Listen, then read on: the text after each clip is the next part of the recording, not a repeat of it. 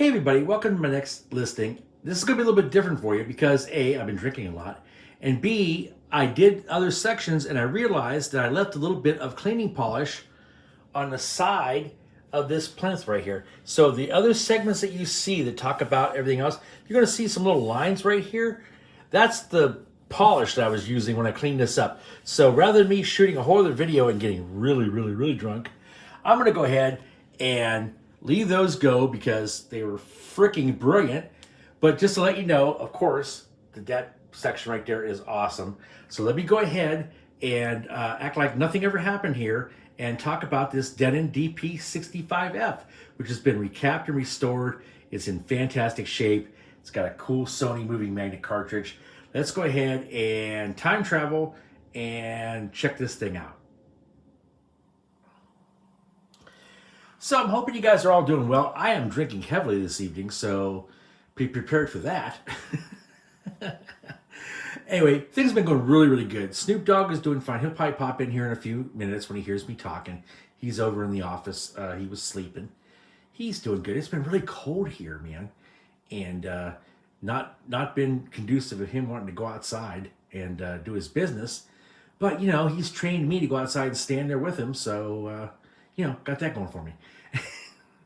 Anyway, hope you guys are all doing great. Let me talk about this turntable real quick because I've got a really cool band I want to talk about today. This is the Denon DP65F. It's the same as the 61F that was available in the States. The only difference is this is the Japanese version. It's 100 volt. I include a brand new converter with it, of course. This has been recapped and restored. Top of the line. This is the best Denon fully automatic turntable they ever made, period. It is awesome. It's got the same long arm length as the 59s and 57Ls. Big old motor.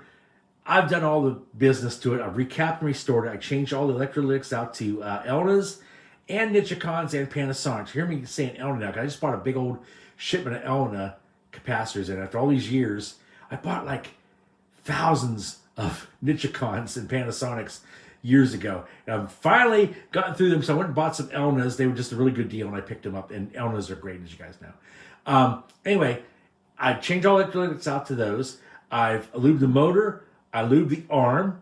I changed the CDS photo sensors. I cleaned all the front panel switches.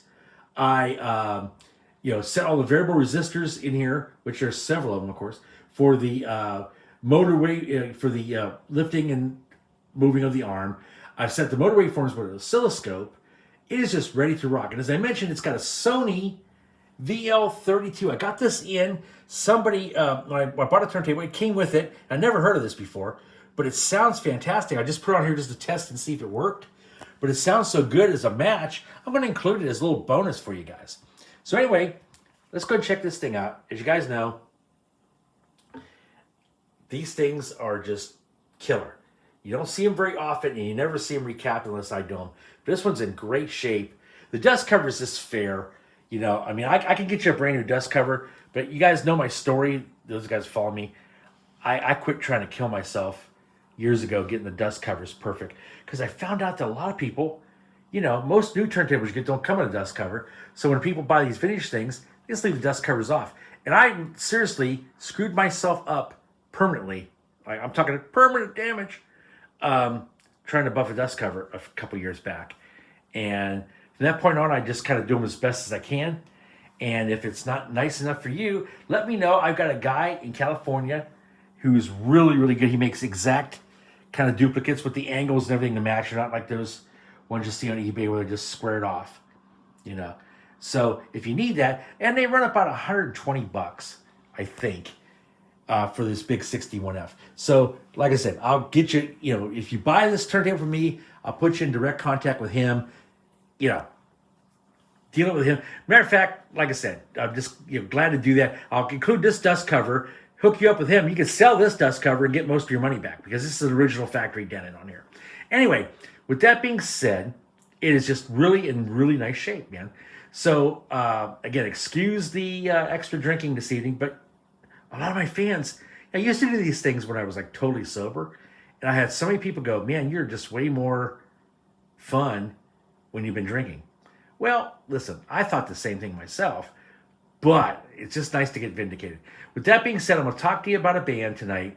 If you guys ever seen the movie 20 Feet from Stardom, it was an Oscar-nominated documentary. It was about like background singers like Darlene Love and all these great, mostly female background singers who are just hugely important to the success of a lot of major bands. They just never made it big.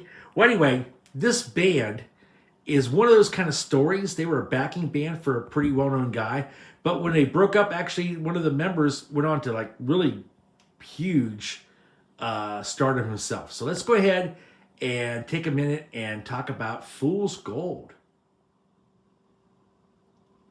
So my band today is Fool's Gold. I think maybe years ago I might have featured these guys, but as I mentioned, back in the day, you know, I would do turntables, I'd get one done, I just would delete the video. You know, no big deal, right? And then I come to find out that a lot of you guys, especially guys that are like international around the world, are like, wow, we really like these music segments. Well, I realized I literally deleted a couple dozen bands that I'd already done stuff on. I think I might have done Fool's Gold before, but it was long enough ago and enough drinks ago that I don't remember all of it. So let's go ahead and start again. So anyway, Fool's Gold was started in it was actually started back in high school with a guy named Tom Kelly. He was from Indiana, and he was a singer in local bands there. But you know, he decided to learn how to play bass just so he could kind of like, you know, get in and write songs and stuff. So his friend was a guitarist named Denny Hansen. They kind of combined and became Fool's Gold in Indiana. They played around there and stuff, you know, the local band kind of thing. Well, Tom decided to move to California, and he, you know, when he got there, wasn't there that long, and he met Dan Fogelberg. And they hit it off, and Dan was like, hey man, if you could put a band together, I really need a backup band. This is right when Dan was, you know, starting to get big. So he went back and got Denny, and he got a couple other guys, Doug Livingston on guitar and Ron Grinnell on drums. So they became the newest version of Fool's Gold. And they became Dan Fogelberg's backing band. So if you ever see any classic stuff of Dan Fogelberg in this band, the backing band's Fool's Gold. Well, anyway, you know, they started to write songs and stuff themselves. They got to the point where they got so good that Dan would have them like be his opening act. So they would come out, play a whole set as Fool's Gold. Then they'd go, and then when Dan would come out at the end of the night, they would be his backing band, okay? So that kind of led to them getting a record deal, right? And they actually made 2 LPs. They made 2 records. The first record was just called Fool's Gold. It was on Arista with, you know, Clive Davis. And that was in 1976. Now, listen, okay? This record was an A-list shitstorm of cool people, okay? I mean, the producers were Glenn Frey and Joe Walsh and Glenn Johns from the Beatles stuff, and John Stanish. If you look up any of those guys right there, obviously it's a pretty huge freaking thing, right? And Joe Walsh and Don Felder actually played guitar on it, okay? So, you know, you would think, holy shit, these guys are good to go. They went out and you know, toured with Loggins and Messina when they weren't playing with Dan Fogelberg, right? Well, the record didn't do quite as well as anybody thought. Like, it didn't go anywhere, because I bet you guys haven't ever heard of Fool's Gold, right? So it didn't do that good. Not without trying, because the record was actually really good. So anyway, Arista kind of dropped them, but they, you know, went back and did some stuff with Fogelberg, and they got their chance to do a second deal. They got signed with Columbia. Now this time out, they did this record over here, Mr. Lucky, which is their second album.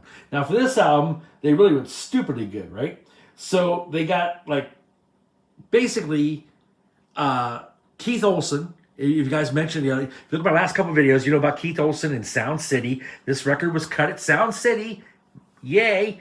And you know, Keith Olsen produced it, and he basically had all the backing band members, the Porcaro brothers, Waddy Wachtel, you know, David Pack, all these guys who basically eventually became Toto after this. So this is pre-Toto, pre-Boz Skaggs, as a matter of fact, that these guys all got together and were the backing band for Fool's Gold, okay? And by this time, by the second album, it was just Tom and Denny at that point. The other guys kind of went by the wayside, because they used all these other guys in the studio. Anyway, when you got Waddy Wachtel playing guitar, you don't need anybody else, okay?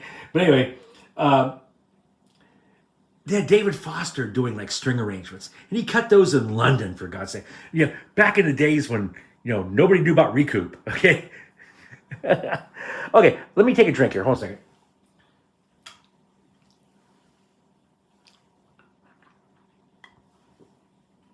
I probably should explain recoup. I know I've mentioned this several times on record on stuff before. In the record business, when you got signed to a record deal, you would be responsible for all the expenses that were incurred in the making of your record. Okay. Those expenses are called recoup. Okay. So when you were out on tour and you got a cheeseburger instead of a hamburger, you got charged for that cheese. When you had, your record printed on extra thick paper, that stuff got you. Everything that you did was recoupable off the top. Before the record made anything, the record company got their cut off top. That sounds evil. Now, in defense of record companies, think about it. 90% of every album that they made, you never heard of. But they spent a lot of money promoting those albums. So the running joke is, Fleetwood Mac's Rumors paid for a lot of bands you never heard of. In the country where Vince Gill's albums used to pay for a lot of country bands you never heard of. So, it's just, it's like the stock market. You put some money up front, you hope it works, maybe it doesn't. But what happens in the music business is they tell you you're a freaking genius. They kiss your ass. They, give you all this stuff. You get limousines from the airport, all this stuff. But when you realize that you're getting billed for a limousine instead of a taxi cab, they get all that money up front. So, long story short, Jesus, when you got Sound City and Keith Olsen and Toto and Wally West, it took a long time to recoup this. So it didn't work out. the band kind of imploded. So basically, this is the part of the video where I go, Fool's Gold, great band, it's kind of Southern rock. The second record has a little bit more Toto influence. Yeah, thank you very much. Good night, right? No. And now you're ready for the rest of the story. Well, Tom Kelly from the band, he, working with all these A-list guys, got a reputation. And one of the reputations he got was he had a tremendous, cool, high voice. Okay? He could sing high harmony without being falsetto, which was a godsend to these people. And plus, he was a real professional dude. And he was probably a good hang because everybody he ever worked with hired him back to do stuff. So when you hear Jesse's Girl, he's the high harmony. When you hear Johnny Lee's Looking for Love in All the Wrong Places, he's the high harmony. I mean, he did high harmonies for, when you hear Motley Crue, when you hear Poison, he was the high vocal background guy for a shit ton of records that he never got credit for. Kiss, he did background vocals for all the high harmonies on Kiss records, on and on and on and on. Okay? He became, a really in-demand session guy for backing vocals, which is great because that pays a lot more money than being a road guy in the opening band or being a backing band member. And like I say, you get to sleep in your own bed with your own wife if you want to. Anyway, so you would think that is enough of the story, right? Shit, thank you, good night. No, wait, there's more. All this time he's been writing songs. All this time he's been, schmoozing with all these A-list dudes. And he meets a guy named Billy Steinberg at a party. And Tom Kelly had wrote a song that actually became a hit song for my girl, Pat Benatar. Yes, I worked with Pat for a year and a half. Fire and Ice, you might remember that song. He wrote that song. And actually, she won the Grammy for Best Vocal Performance with that song. And Billy had written a song, I think, for Blondie at the time. Anyway, that became a hit. Well, anyway, they combined forces, and they became Billy Steinberg and Tom Kelly. Between those guys, they had tons of hit songs. 5 number ones. I mean, good Lord, okay? I don't even know where to even start, okay? They wrote True Colors for Cyndi Lauper. They wrote Like a Virgin for Madonna. They wrote Alone for Heart. On and on and on. I mean, like I say, it's crazy, okay? Stellar career, okay? Just A-list, first ballot, killer guys, right? Anyway, so, they wrote all these killer songs. Tom was doing this stuff. So by the late 90s, now think about this. So this whole stuff was happening in 76 and 70. So by the late 90s, he's already 20 years in, okay? He's got this stellar career. In the late 90s, he just says, fuck it. I'm done. I don't want to do this stuff anymore. He realized that like 90s music was just getting to be, think about Limp Bizkit versus Like a Virgin. He always said he wrote Like a Virgin as a Motown song. If you think about Like a Virgin, next time you hear Like a Virgin, think of it as a Smokey Robinson song. Because that's how he wrote it. His version of it as a demo was like a Smokey Robinson and the Miracles Motown song. And if you think about it that way, somebody really needs to do a version of it because that's freaking killer. But anyway, by the late 90s, he just got out, he was like done. I mean, obviously he's sitting on his royalties and his laurels and what have you, right? They were inducted into the Songwriter Hall of Fame in 2011. Every so often, including up till like couple years ago, you'll see him perform. They did a Dan Fogelberg tribute because Dan passed away. They did a Dan Fogelberg tribute thing just a couple years back where they actually, he got there and played, and it was just amazing.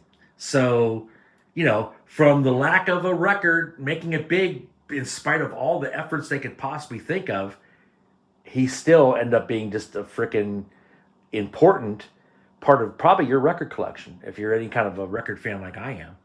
So there you go, man. That is Fool's Gold and Tom Kelly in a nutshell. Hope you guys enjoyed it. Let me go ahead. I'm going to show you how this turntable works. We're going to play a piece from this second record, Mr. Lucky. And like I say, we'll just go over the features and functions. Let's check it out. So actually, I think Billy Steinberg wrote How Do I Make You for Linda Ronstadt. Not a Blondie song. But anyway, with that being said, let me show you how this turntable works. This is pretty much similar to other, Denon turntables like a 47F or 45F. This just blows them away because it's got a real dedicated motor, super long arm, same length arm as the bigger Denons. Just, this was their flagship for the fully automatic line, right? But the controls are pretty similar. So if you've seen one of those, you've seen this too. You got a power button right here. This is mechanical. This obviously turns it on. You have electronic 33 and 45 speed, and there's little LED lights up behind here. You probably won't ever use these because, like the other Denons, this has the sensors in the platter that will pick your size and pick your speed, right? This is the locate feature. You can actually motorize the arm in and out, and it works with the dust cover down. So if you got this thing on a shelf, you can actually like go to, move it in and out where you want without having like to pick this thing up. Because, a lot of people don't have that much shelf area if they're going to put this thing like in a armoire or something, right? So your lifter here lifts it up and down. Light comes on here. This is your repeat function. Fully automatic turntable. At the end of the record, it will lift up, come back, and play it over and over and over again until you tell it to stop. You have a start button right here, which starts it. You have a stop button right here, which stops it, right? So as I mentioned, this is a VL32 Sony moving magnet cartridge. It sounds great. Like I said, I got a turntable, had this on it. I've never seen it before. I actually put it on this turntable when it was done to test it, and it sounds so good. I went ahead and set up my Fiker protractor. I'm going to include it. I got nothing in it. Have it, man. It freaking sounds great. Now, if you want something better, of course, we can talk about that. I can get you other things I might have, or I can order anything you want from Amazon or your favorite dealer. We can do that, right? Head shell here is removable. If you're one of those guys who wants to change cartridges 47 times, you don't want a turntable like this. You want something with an SME arm. But if you just want something that's, you get a nice cartridge, love it and live with it, these fully automatic turntables like this are the way to go, right? You got your arm lock back here. Obviously holds it down. Now this has got the two controls here. For this control does your anti-skating and your tracking force. This one does your cue damping because this has, yes it does, the Denon dynamic servo tracer tracker arm. Now it's been a while since I've sang a love song for this. Now let me get my guitar out. No, I'm not gonna do it. You guys thought I was gonna fucking guitar. Oh, you crazy ass. Okay. I love me some Denon servo tracer tracker arm. A lot of people are scared of it because those people don't come out of their basements. It just uses magnets instead of springs and gears and all that kind of stuff to move the arm up and down and left and right. So because of that, when you see these things, they glide just like they're on air because guess what? They glide because they're on air. It's magnetic fields. It just, there's an electromagnet in there, changes the voltage, it sucks the arm over that way, it sucks the arm back. It's just that cool. Now, when when you recap them, you get another 30 years of life in them, right?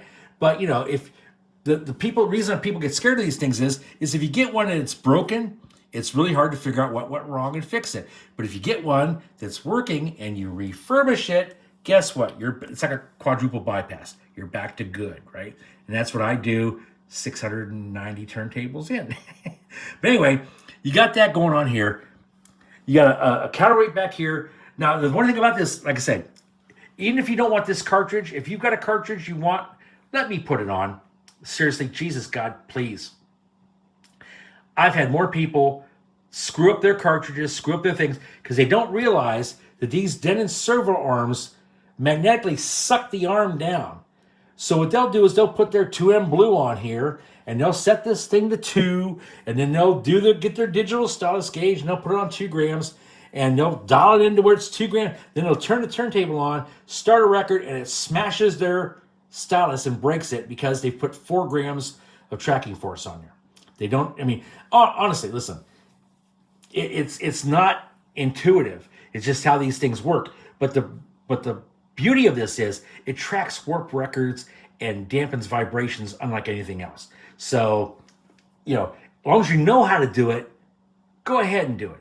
But please, for the love of God, hit me up if you want to put your own cartridge on this thing. Let me walk you through it. It's just an unpaid extra that I give you to make sure you get it right? So anyway, over here, you've got I call this a silo, because when you put the power on, it shines a light across here. People think it's a power light. It kind of is, but underneath here, see these little sensors? There's little slits right here in the deal. What those do is that light shines across, and there's sensors in the turntable that can tell whether there's a record on it or not, what size that record is. So if it sees all the sensors are covered, it assumes, hey, it's a full-size record, and we're going to set to 33. If you put a 45 single on here, this covers one of them, right? It's going to go, oh, wow, there's only one covered. We're going to set the speed to 45 automatically and drop wherever a 45 would be. That's just the cool thing about it. Then the last thing you got back here, you don't have to worry about. There's a hole back here in the back. That depicts where the your drop position is. And this is all set up for you by me because, listen, I'm a professional. Anyway, all kidding, yet all seriousness aside, this thing is dialed in, ready to rock. So as you guys know, when I love these fully automatic Denons, when you first turn the power on, here, this is mechanical, so I use my thumb. The rest of these switches are electronic. This is actually a big old mechanical switch because the voltage runs through it. When you hit this, the arm pops up and down and does what I call the happy dance. Boop, boop. That is the microprocessor checking that everything is okay. Okay? So what happens is, I'm going to go ahead and hit the start button here. I want to make sure my freaking stupid Pro Tools rig with my KRK monitors haven't shut off. Let me go back here real quick and I'll just make sure those things are lit up, and we'll play the first track off of Mr. Lucky from Fool's Gold for you. Yes, it was. Well, it wasn't actually. I had to let it warm up. So thank you for not making you do that 10-minute segment over again. So like I said, when you want to play a record on this thing, you literally just hit start. It lifts up. It motorizes over. It drops into place and plays track 1 of Fool's Gold.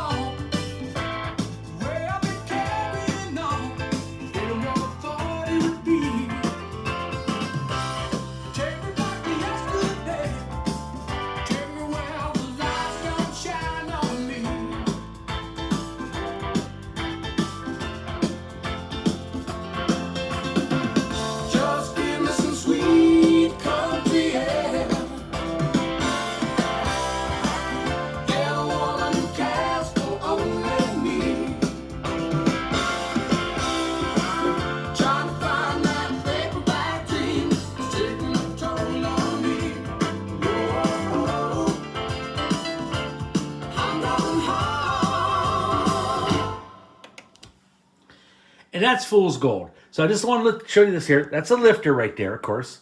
Now, if you're playing a record and you use this locate feature, you hold this down. As long as you do, it'll motorize the arm in. And as soon as you let go, it'll drop. Or back. And this is really cool with the dust cover down because, you know, like that, right?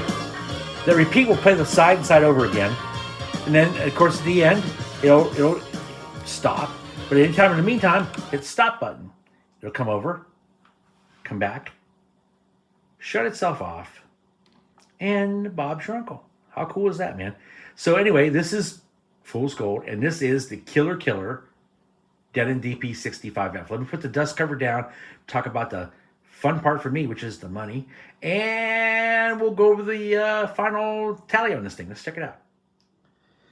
Everybody, the mighty Snoop Dogg has made an appearance. He came in and said, "Oh, you're doing a turntable? Yeah, I'm going to pass out." Anyway, so glad to see him. Anyway, let me just wrap this thing up. This is a really cool turntable. This is the mighty Denon DP65F. As mentioned, it's been recapped and restored. You know the drill. The Elnas and Panasonics and Nichicons, and, you know, scoping the motor and DVMing all the variable resistors and changing the CDS sensors.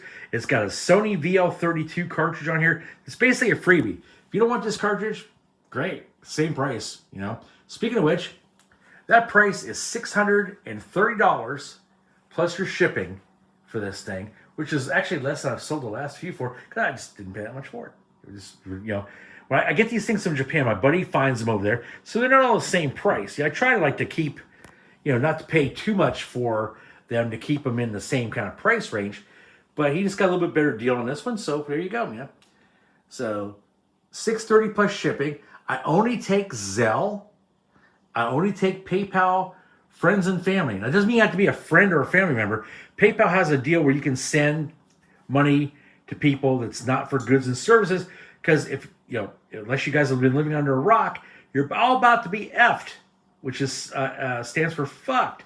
When your taxes come, if you've been selling stuff on eBay and whatever, if you've sold over $600 this year, you are going to get a 1099 and pay 15% tax on everything you sold.